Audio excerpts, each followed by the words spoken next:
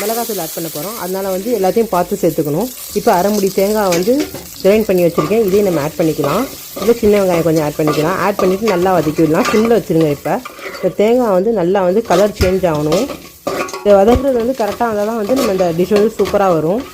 நல்லா சிம்மில் வச்சு வதக்கி விடுங்க.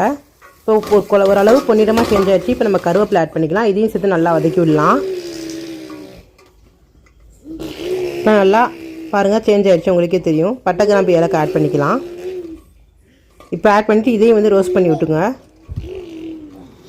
நல்லா வதங்கட்டும் கொஞ்ச நேரம்.